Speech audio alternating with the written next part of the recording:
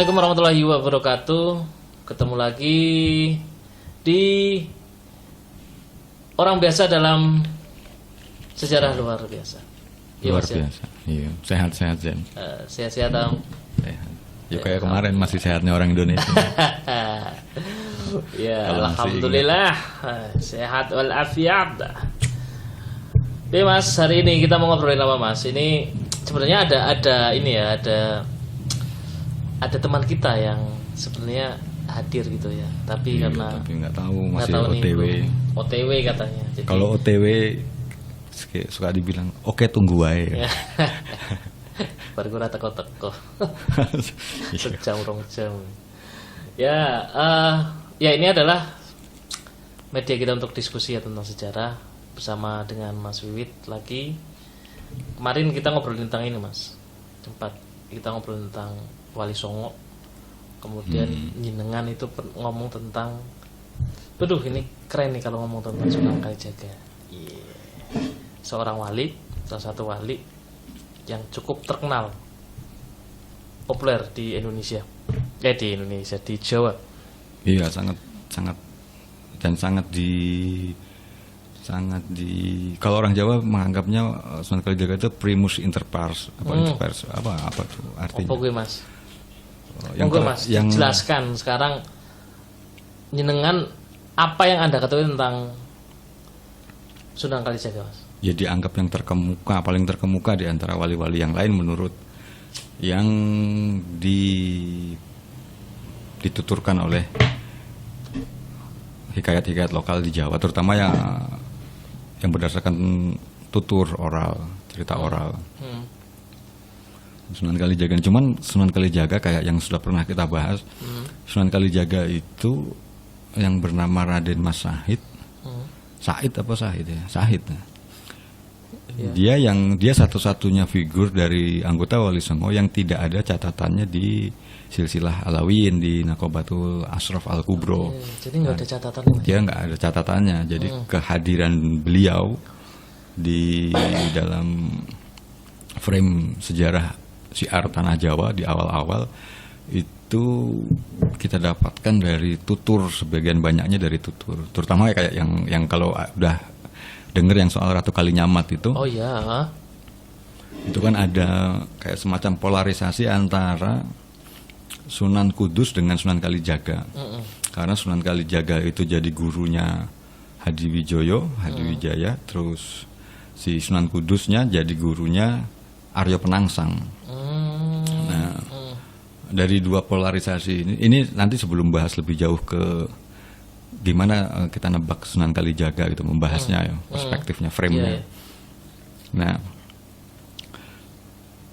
polarisasi antara Sunan Kudus dengan Sunan Kalijaga itu sering juga direpresentasikan. Polarisasi dulu Mas. Polarisasi yang dimaksud itu apa Mas? Lebih spesifik Mas.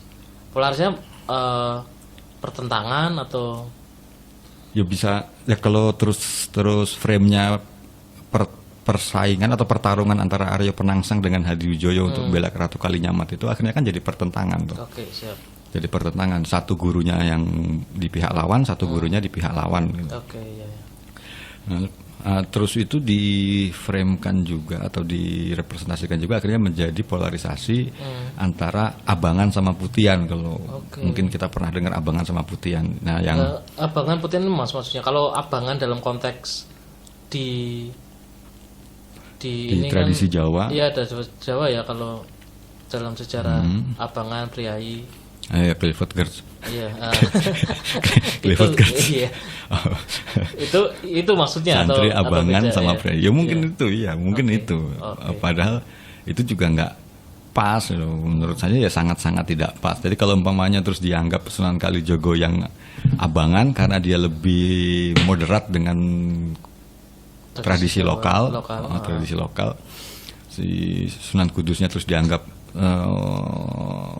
pro syariah, jadi dia syariah, jadi mungkin Putian dianggapnya Putian, terus simbolisasinya busana gitu. Oh iya. Misalnya yang satu pakai sorban, pakai destar, pakai jubah, yang satunya Putian, ya, maksud Putian itu ya. Terus yang satunya pakai belangkon, pakai padahal kan di tradisi Jawa juga disebutnya itu baju takwa gitu. Iya, baju takwa. Baju takwa kan, karena kalau dilihat dari masa sebelumnya bajunya orang Jawa mungkin nggak seperti itu gitu. Ya kalau kita ngelihat ketoprak dari kembali ke ketoprak gitu, bahas ketoprak. Kalau ketopraknya itu ceritanya di era umpamanya Damar Wulan, cerita Damar Wulan, cerita Minak Jinggo, cerita itu kan busananya kayak wayang, dia telanjang dada kan yang laki-lakinya. Pakai emas itu, pakai kalung emas, pakai apa, terus rambutnya disanggul atau pakai mahkota gitu. Nah, ketika masuk era Islam, mungkin yang dimaksud figur Sunan Kalijogo ini dia terus memodifikasi, tetap pakai seperti sorban tapi ikat gitu. Akhirnya dia kayak belangkon. Terus pakai baju sorjan atau baju takwa, pakai jari. Pakai jari yang menutup sampai ke lutut, ke bawah lutut, atau ditambahin celana. Secara fungsi kan sebenarnya mengandung fungsi syariat yang sama-sama menutup aurat kan sebenarnya. Cuman bedanya yang satu lebih terkenal sebagai fashionnya dari Arab, dari Timur Tengah, yang satu lagi mungkin dari Jawa. Tapi Jawa di masa itu fashion itu juga mungkin baru. Jadi nggak mayoritas juga orang Jawa yang pakai itu. Jadi sama-sama baru sebenarnya. Jadi yang satu Jawa gaya baru. Iya. kayak gaya baru selatan apa gaya baru kalau kereta. Senang kereta, Mas. Ya berarti intinya ya saya melihatnya kan juga ya, misalnya saya melihat misalnya kayak Solo dan Jogja itu kan beda ya. Berarti kan sebenarnya perubahan dalam fashion Jawa itu cepat berubah sebenarnya di Jawa ya pada waktu itu, dan di masa-masa awal 900-an ya, seperti misalnya Pak Ahmad Dahlan misalnya yang itu kan kalau ngantor itu kan ngantor ya, beliau kan departemen agamanya di keraton itu kan ya putih-putih gitu loh. Oh iya sih sebenarnya kalau kita ngelihat kayak saya pernah menyaksikan kayak di keraton Jogja itu anggota dari Kaji Selusin Kaji Selusin. Itu juga bajunya kan kayak sorban pakai jubah gitu sama. Nah, ini dapat cabang lagi, kita bisa kapan-kapan dikaji lagi ini soal ikonoklas. Apa itu, Mas? Ikonoklas itu apa, pertarungan ikon itu loh.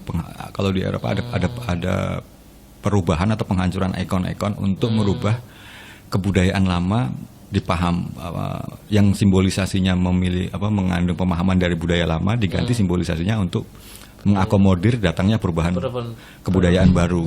Ikonoklasme. Nah, di semua wilayah di dunia mengalami ikonoklas itu. Tapi kapan-kapan lah bisa kita bahas itu karena di mana-mana itu terjadi. Menarik banget. Nah, di Jawa juga seperti itu, ketika masuk Islam mulai di semakin banyak pengikutnya atau pemeluknya, memerlukan identitas baru yang membedakan dengan identitas dari, bukan identitas yang baru dengan yang lama, tapi identitas yang lain. Identitas yang lain, karena identifikasinya biar lebih jelas lah paling enggak bahwa ini umat Islam gitu. Nah, konsekuensinya kan gini, di era masuknya Islam itu ketika orang bersyahadat, jadi Islam itu kan datang atau ajarannya tidak memerlukan inaugurasi untuk orang masuk Islam. Jadi ketika siapapun membaca syahadat, cukup membaca syahadat, dia langsung masuk Islam. Nah, umpamanya gini, kita bahas yang di obrolan kita soal Majapahit, soal kasta. Orang Satria, orang Brahmana, orang Sudra, orang Waisya, ketika dia membaca syahadat menjadi sama di mata Tuhan. Artinya dia tidak lagi terikat kepada kelas sosial yang sebelumnya mengikat mereka. Mau itu Sudra, mau itu Satria, ketika sama-sama bersyahadat, kita sama-sama Muslim. Terikat dalam bentuk persaudaraan yang baru, yang equal, yang equity, equal bahasanya. Kayak gitu. Nah, untuk mengidentifikasi perubahan itu, artinya memerlukan simbol untuk identifikasi baru. Mau itu dari kalangan sebelumnya dia Sudra atau Waisya atau Brahmana atau Satria, ketika dia masuk Islam, dia memerlukan simbolisasi baru. Jadi yang Sudra juga pakainya baju takwa, yang bekas Waisya juga pakainya baju takwa, sama kan, sama Waisya. Yang Satria juga sama. Terus mereka memiliki konvensi, akhirnya mereka menyelenggarakan atau memiliki konvensi atau konsensus yang sama dalam dalam apa kalau bahasa orang Kulon bilang way of life, dia memiliki way of life yang baru, dia punya keyakinan yang baru, nggak seperti keyakinan di era agama sebelumnya atau agama yang lainnya. Nah, dari sini praktek yang dilakukan oleh untuk mengakomodir itu relatif sama orang Jawa diyakini Sunan Kalijaga yang paling berjasa. Dia menciptakan kayak dengan kemarin bilang bikin gamelan, bikin apa gitu. Sunan Bonang ya juga sama. Nah, tapi kalau itu dibikin polarisasi ya nggak pas juga. Wong Sunan Kudus juga kan dia coba lihat Masjid Kudus tuh. Ya, Masjid Kudus malah bentuknya kayak pura kan, iya, kayak pura, kayak tempat ibadahnya saudara-saudara kita yang Hindu. Terus dia malah toleran, nggak, udah jangan nyembelih sapi nanti itu kan masalah. Jadi masalah. Iya, jadi masalah, jangan. Ya sama mungkin ya walaupun konteksnya beda karena ini untuk yang sifatnya religius. Kalau umpamanya yang sifatnya profan aja, yang sifatnya kemasyarakatan biasa. Mungkin kalau kita di Jogja kan ada tuh sengsu. Oh ya, tongseng kiri. Tongseng asu. Nah kalau umpamanya kita terus buka sengsu di Amerika, mungkin kita kena sama aktivis pecinta binatang. Jadi kalau kita bikin sengsu di Amerika apa di Eropa, mungkin kita diprotes orang, melukai hati saudara-saudara kita di Eropa di tempat yang menjunjung hak-hak kehewanan itu. Tapi kalau Muslim kan jelas nggak mau kan, nggak lah, bukan sengsu. Tapi walaupun sapi itu dianggap halal sama orang umat Muslim, tapi sama saudara-saudara yang Hindu nggak kan. Terus ya udah ganti aja, alternatifnya kan ada yang lain, ada yang mirip bentuknya sama sapi, kerbau gitu. Nah, kearifan semacam ini nggak ada di wilayah-wilayah kayak umpamanya kita lihat di Bangladesh apa di Pakistan juga ya Pak ya. Tapi masa ada kebo nggak sih di sana itu? Nggak tahu juga Mas. Apa mau diganti kuda gitu? Iya. Diganti kuda apa diganti apa? Kalau mau diganti onta kan di Jawa nggak ada onta jadinya. Nah, ya, tapi itu jadi polarisasi. Nah, padahal polarisasi itu kalau umpamanya urusannya sama ajaran sama agama kan saya anggap nggak ada bedanya antara Sunan Kudus sama Sunan Kalijaga, kan nggak ada bedanya.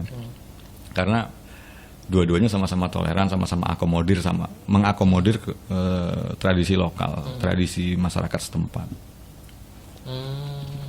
Tuh. Nah, cuman figur Sunan Kalijaga ini jadi favorit. Nah, kalau orang Jawa kan jadi favorit. Kenapa Mas kok bisa jadi favorit Mas? Ya mungkin karena orang Jawa lah. Jadi. Tapi kan Sunan Bonang kan juga. Ya kan dia anaknya Sunan Ampel. Nah, Sunan Ampel dari Malik Ibrahim Gresik. Nanti kalau silsilahnya kan ya dari Hadramaut sampai Arab. Jadi yang bukan. Jadi di antara Wali Songo ya, kalau mau disebut Wali Songo ya lembaga entitasnya itu. Iya. Yang 9 kalau disebut sampai jumlah.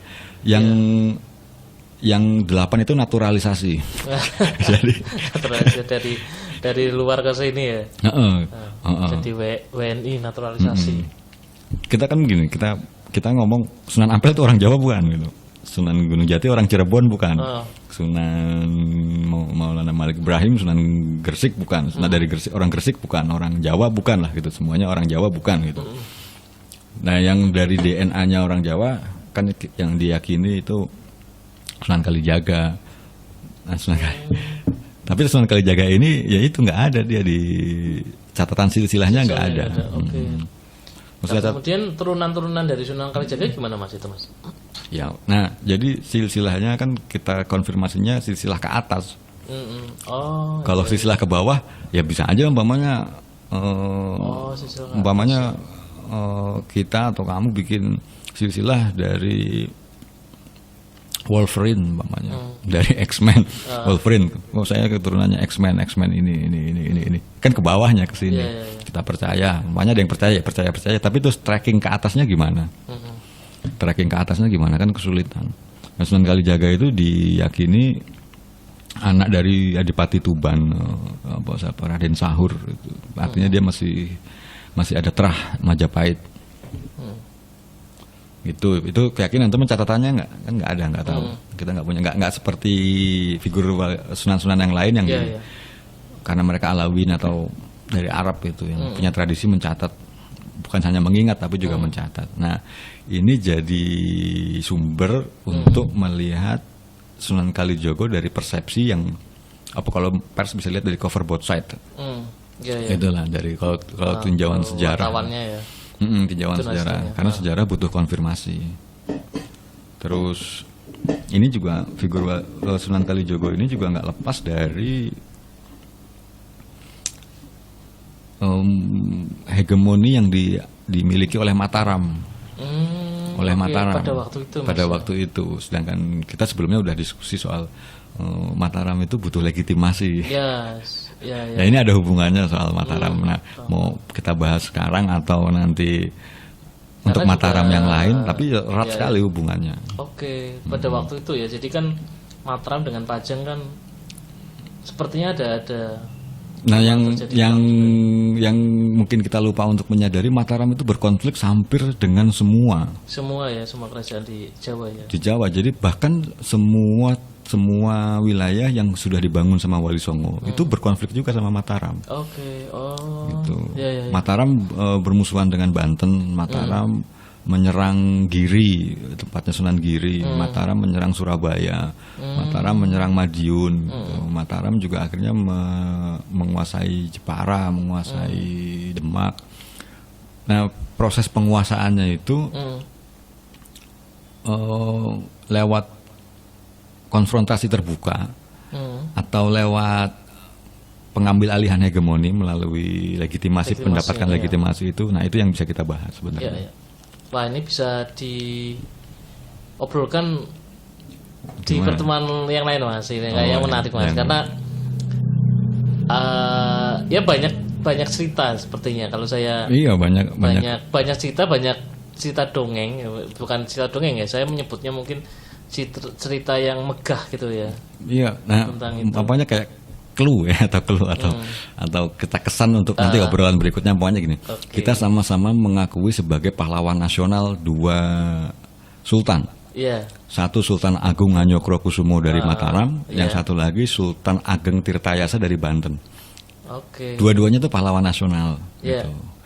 Pahlawan kita. Tapi dua kerajaan ini bermusuhan.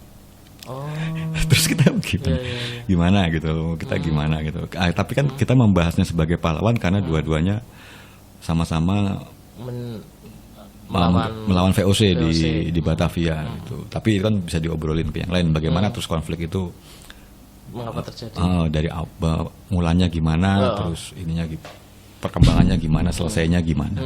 Tapi kayaknya nggak selesai. Yang selesai sekarang aja kita sama-sama keturunannya maaf-maafan. Maksudnya ya udahlah, maksudnya bahkan kita mungkin nggak tahu kalau konflik itu pernah ada. Ya, terkait dengan itu, Mas, tadi Sunan Kalijaga, berarti ini bisa dibilang besarnya nama Sunan Kalijaga itu karena politis gitu ya. Iya. Bisa dibilang gitu nggak? Bisa dibilang kayak gitu. Ya bisa sih. Saya sempat ngobrol dulu sama Pak Hasanus Simon itu dari UGM. Pak Hasanus Simon itu dia nggak percaya sama Wali Songo. Dia nggak percaya Wali Songo sama. Jadi yang nggak percaya Wali Songo itu bukan cuma satu orang, maaf ya, Mas ya. Orang yang mungkin aliran Islam yang saya tidak bisa menyebutkan ABC, tapi ada aliran Islam tertentu yang seperti itu. Tapi juga dari pendekatan akademis sih juga seperti itu, Mas. Cuman gini jadi dia mau menulis buku tuh si Pak Hasanus Simon, dia cerita gini. Itu ketika buku saya hampir dicetak, terus saya dapat kabar dari mahasiswa saya, ada Pak itu di daerah namanya Ferrara di Itali. Itu ditemukan satu keropak itu kayak lontar ya, keropak itu. Nah, itu dideteksi pakai karbon, pakai macam-macam, itu dideteksi. Itu jelas dari Jawa katanya. Itu jelas dari Jawa, hurufnya Arab tapi berbahasa bahasa lokal. Nah, di situ itu menyebut ada namanya Wali Sana. Wali Sana disebut Wali Sana. Nah, Sana itu bisa diartikan mungkin mulia atau apalah gitu. Itu. Nah, isinya diskusi tentang wahdatul wujud, paham wahdatul wujud. Apa itu Mas? Wahdatul wujud itu paham yang kayak anal haq gitu loh, apa al-halat lah, semacam al-halat. Aduh, apa itu Mas? Al-halat itu anal haq itu loh. Dari ya disederhanakan Mas, seperti apa? Misalnya. Manunggaling kaulah Gusti. Oh, Manunggaling kaulah Gusti, menyatunya makhluk dengan kholik. Oke. Jadi sampai ada Bahasa sofistik Mas, bisa dibilang gitu. iya, Tasawuf sofistik gitu ya. Ya sufi nggak tahu jadi sofistik apa tasawuf nggak tahu. Oke. Tapi kajian itu kan sama tradisi pesantren kita itu kan tabu gitu loh. Oke. Tabu karena ada wirid-wirid, ujungnya nanti ada wirid-wirid atau zikir-zikir yang itu nggak bisa, susah kalau itu didengar sama orang awam gitu. Gitu. Masuknya ke bid'ah mungkin ya kalau bahasa orang. Ya kalau mau dibahas sedikit-sedikit mamanya gini. Tapi juga belum tentu juga ya. Ya nggak tahu ya, saya juga tidak paham ya. Tapi intinya kayak gitulah ya. Saya bukan.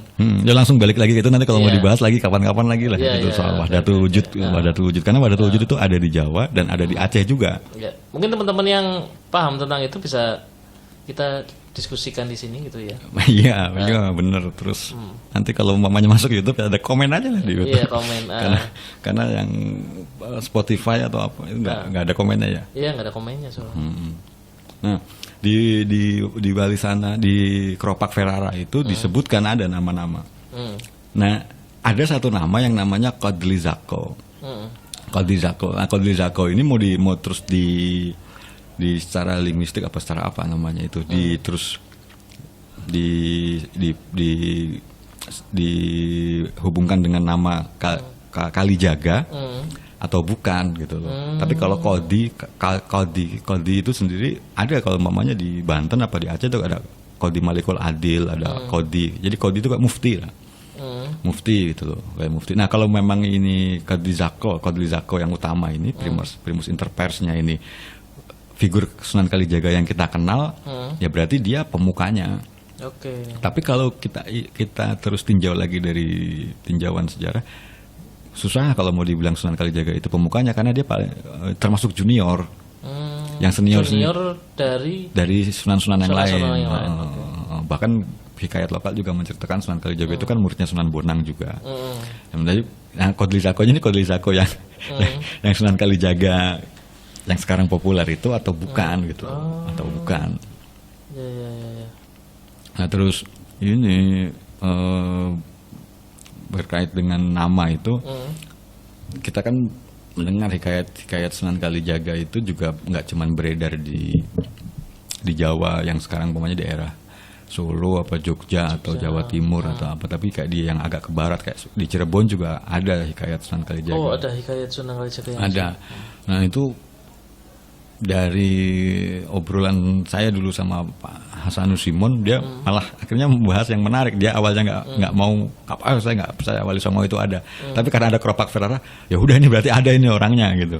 Tapi waktu itu memang nggak sempat kita bahas soal seperti yang kita obrolin di episode yang lain, bahwa Wali Songo secara entitas atau secara personal. Tapi yang jelas fix secara personal ada. Secara personal ada. Artifak kebudayaannya, peninggalannya ada. Lah kalau Sunan Kalijaga diakui nggak Mas kalau bahwa peninggalan karya-karya yang diakui kan yang kayak kita obrolin kan silsilahnya ada jelas. Tapi kalau yang Sunan Kalijaga kan nggak ada. Iya. Nggak ada, tapi hikayatnya ada gitu loh. Hikayatnya ada, di Cirebon juga ada.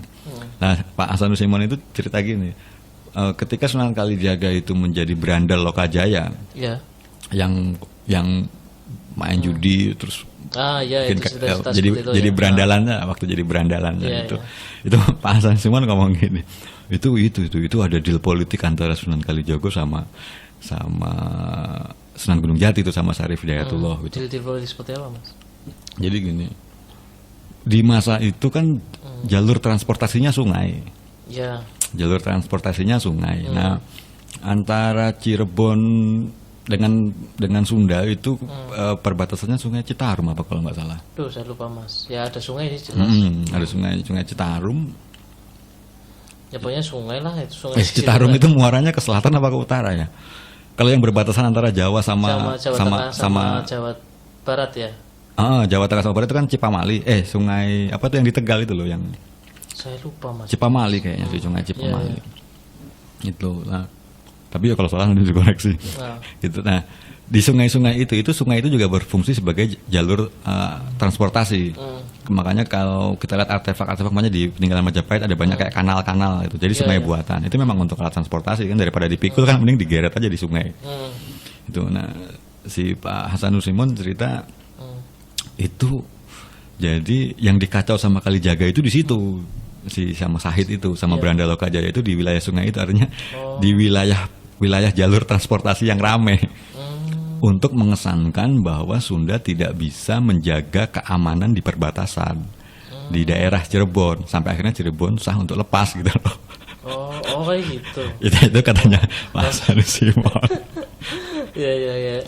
Jadi terkait dengan bahwa orang Cirebon itu bukan orang Sunda misalnya, itu terkait dengan itu juga ya. Ya kalau Cirebon hubungan sama Sunda susahnya gini. Bahasa Cirebon itu sendiri sama bahasa Sunda beda. Beda. Bahkan ada muatan lokal, pelajaran sekolah muatan lokal di Cirebon itu akhirnya ditambah satu kan, muatan lokalnya bahasa Sunda sama bahasa Cirebon karena memang dia sastranya beda. Sastranya beda. Nah, terus tapi kan Islamnya Jawa Barat kan yang bisa kita baca kan dari Cirebon. Dari Cirebon. Jadi kalau kita mau ngomong Cirebon itu Sunda atau bukan, kita bisa anggap identifikasi sama dari sisi budaya Islamnya. Tapi kalau dari kultur lokalnya, kultur khasnya itu ya beda lah. Bahasanya beda. Bahasanya beda. Iya sih benar sih. Oke. Jadi nakalnya Sunan Kalijaga itu terkonsep gitu. bukan kenakalan remaja biasa. Alamiah gitu ya. Tapi memang di-image-kan gitu ya kalau bahasa orang sini. Di-image-kan nakal gitu, tapi aslinya dia terkonsep gitu. Kamu nakalnya di sebelah sana gitu. Kamu nakalnya di sana.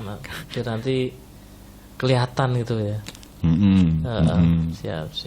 Ya itu hikayat yang berkembang gitu. Cuman tapi balik lagi dari itu tadi, dari tinjauan silsilah ke atasnya kita mengalami problematika, kalau mau dibilang problem ya, yang sama dengan kayak silsilahnya Mataram itu, Raja-Raja Mataram. Ke atasnya Brawijaya nanti ketemunya sampai ke Pandawa 5 lagi. Itu ya ceritanya apa ya? Ya seperti itu ya, kayak Babat Tani Jawi kan mau nggak ceritanya kemana-mana gitu ya, sampai ke pewayangan itu akhirnya jadi tidak jelas gitu ya secara konkretnya. Ya kalau dibilang nggak jelas kan ceritanya jelas, cuman kita menganggapnya nggak jelas karena maksud yang kayak gini gimana cara kita meyakininya gitu loh. Iya benar. Rasionalisasinya. Tapi kalau ceritanya kan jelas. Ada ceritanya itu bercerita tentang ini kan. Ceritanya menjelaskan cerita yang jelas. Tapi terus sebagai kalau itu cerita itu sebagai fakta. Ceritanya jelas gitu ya. Tapi kalau sebagai fakta gitu ya. Kita dengar cerita Sangkuriang umpamanya. Kan ceritanya jelas. Jelas ya. Tapi sebagai fakta gimana? Oke, benar sepakat. Gitu kan. Nah, di sunan-sunan yang lain mungkin kita ngalami yang sama, tapi perbedaannya sunan-sunan yang lain dia punya silsilah. Di tradisi kalangan keluarga mereka di Alawi ini, Raden Sahid ini atau Sunan Kalijogo yang kemudian namanya banyak dia. Ada Sunan Kalijogo, ada Syekh Malaya, ada Beranda Lokajaya ketika waktu nakal itu. Terus ada lagi yang lain. Namanya banyak banget Mas. Ada banyak namanya, ada banyak gitu. Ada banyak. Dan dari fungsi kan itu dia kayak katanya dari seperti sunan-sunan yang lain, kalau dia punya tugas itu tugasnya yang momong itu ya kayak momong bayi itu. Dia momong orang Jawa yang Islam karena Islamnya masih baru, akhirnya seperti momong bayi aja diakomodir jadi konco dolan. Oke Mas, berarti intinya Sunan Kalijaga ini ya, Sunan Kalijaga ini bisa jadi ini adalah seorang tokoh gitu ya, seorang tokoh di Wali Songo yang memang secara silsilah Nggak ada Itu ke atasnya. nggak ada. Atau kalaupun ada kita susah mempercayainya seperti dengan sunan-sunan seperti yang lain. sunan-sunan yang lain ya. Yang kedua bahwa ini juga ada kaitannya dengan politis ya. Kalau ada. Ya kalau ada gitu Kalau ya. nah, jadi ini mohon maaf nih sama teman-teman gini. Saya dulu sempat ngobrol gini, bahkan sampai ya niatnya godain itu.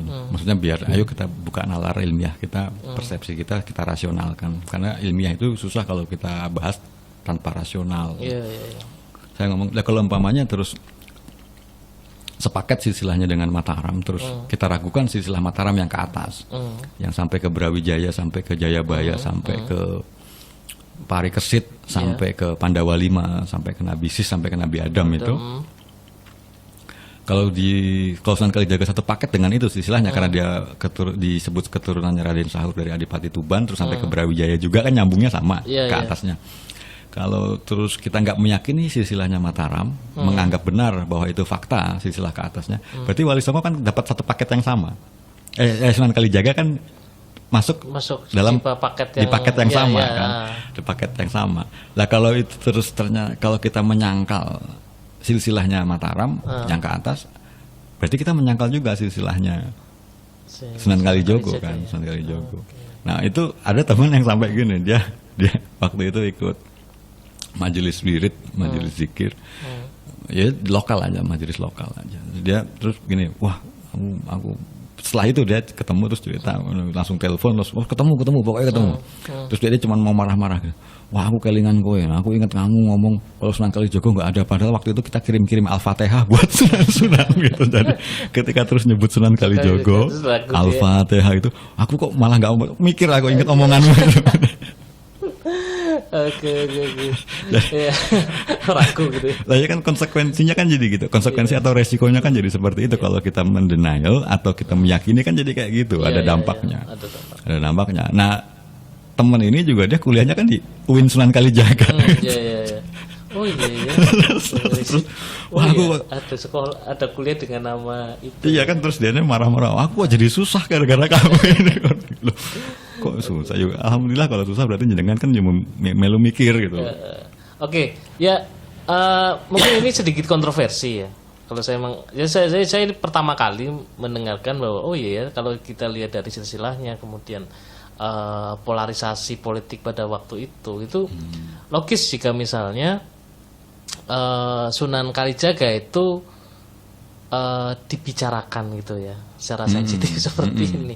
Ya mungkin teman-teman yang lain yang memang merasa bahwa oh enggak seperti itu tuh ceritanya gitu ya, tidak begitu narasinya dan sebagainya, bisa kemudian DM kita, komen gitu. DM gitu. Tapi jangan ngancem ya, takut saya tuh. Ya silakan nanti kita bisa ngobrol di sini gitu ya, bareng dengan kita-kita. Mungkin meluruskan lah atau seperti apa ya, kata-kata meluruskan dalam konteks yang dialogis lah ya. Ya kalau ya ini kan yang kita bahas mendekat ke Wali Songo atau ke figur ulama, sama-sama kita tabayunkan gitu loh. Kita bikin karena mereka Muslim dan kita saudara-saudara yang juga Muslim, ya ada mungkin koridornya tabayun gitu. Maksudnya tabayun itu ya kita diskusikan, kita bongkar, kita gali, dan kita kan nggak bisa meninggalkan akal kita. Gitu. Iya, benar. Padahal Sunan Kalijaga itu sudah jadi figur yang sangat populer di Jawa. Gitu. Nah, tapi popularitas itu terus menjadi dasar bahwa fakta, bahwa ini adalah fakta atau bukan. Jadi jangan cuma terus karena populer terus benar-benar fakta. Bisa jadi walaupun populer tapi itu bukan fakta. Gitu. Itu. Nah. Umpamanya gini, ada contoh yang seneng novel zaman dulu, Mahesa Jenar itu loh. Api di Bukit Menoreh apa ya? Oh iya. Kan ada nama Mahesa Jenar. Iya, Mahesa Jenar. Mahesa Jenar. Mungkin kalau sekarang kita juga ada saudara-saudara kita Laskar Mahesa Jenar gitu untuk tim bal-balannya. Sepak bolanya Semarang kayaknya. Si S. Hamintarja yang menulis. Semarang kayaknya. Iya, Semarang. Semarang. S. Hamintarja yang menulis itu, dia mengkonfirmasi, enggak itu tokoh karangan saya aja gitu. Mahesa Jenar itu enggak ada, itu tokoh karangan saya aja. Cuman kan populer, udah populer. Terus karena populer, kalau populer terus umpamanya ada yang bilang, oh ini petilasannya di sini, makamnya di sini. Lah S. Hamintarja aja bilangnya gitu kok. Ya inilah ya, kemudian cita-cita itu dengan keyakinan bisa dinyatakan gitu ya, bisa jadi nyata gitu ya dengan keyakinan. Ya memang harus didiskusikan kembali karena ini terbatas waktunya. Ya seperti tadi kita obrolkan bahwa jika misalnya teman-teman merasa ragu dan kepengen juga ikut ngobrol di sini, silakan kemudian komen di ini jika memang punya pendapat sendiri gitu. Demikian, terima kasih Mas Wiwit di Orang Biasa dalam Sejarah Luar Biasa. Sambung-sambung lagi yang lebih dalam, lebih susah. Oke.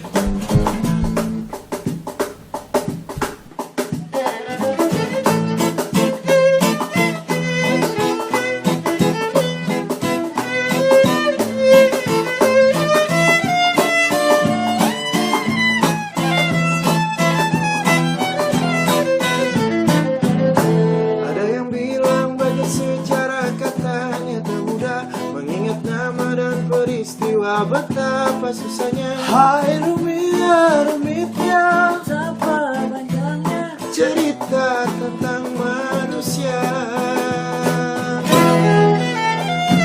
Benar, sejarah memang tak mudah.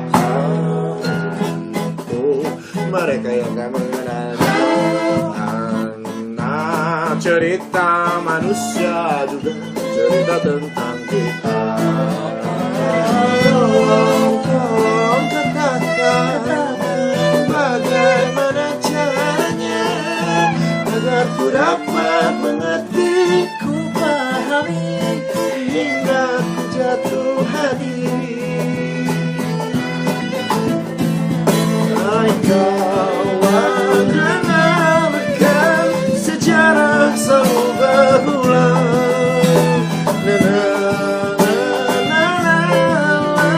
Cerita masa